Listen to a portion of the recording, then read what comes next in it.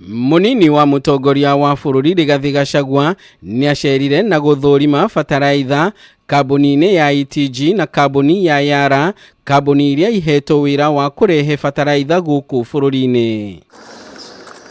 Icera-ini riake Gachagua ni augite thirikari ni itanyite kuruta bataraitha ngunia mirioni 6 kuri arimi mbere ya kimera kia mweri wa gatatu niguo kwambatiria gikiro kia irio bururi-ini. We agreed that we need to subsidize fertilizer to our farmers to enable them increase their yield, and that will automatically bring down the cost of food, and more so our staple food, that is maize meal.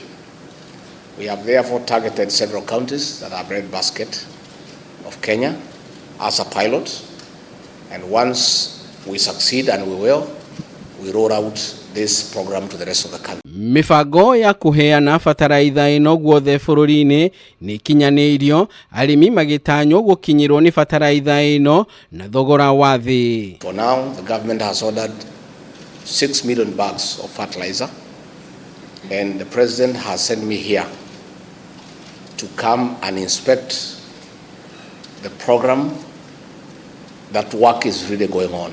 So in discussion with the Kenya Railways, we are in discussion with transporters so that the transportation of this commodity is done very efficiently so that farmers can access the fertilizer at the cost of 3,500.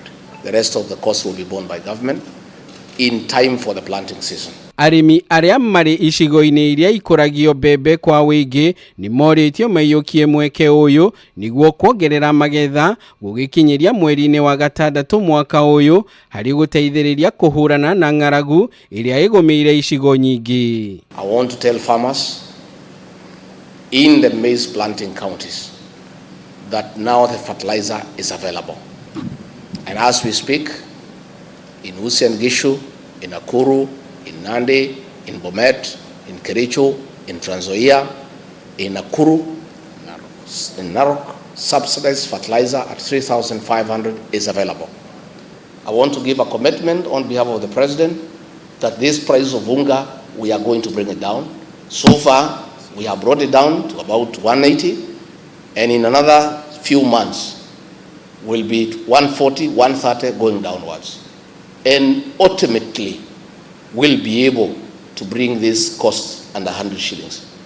That is a real intervention. Na hari guthara mbeu njithi aria morire njohi-ini na dawa cia kurefia, Rigathi ni amoritie mahimbirie mawira maria thirikari irutite. Let them give us time and see how we build this economy through practical interventions of increasing production in agriculture. Handu-ini ha Kameme TV kuma gicuaini kaunti ya Mombasa, ritwa riakwa ni Ndegwa wa Gathungu.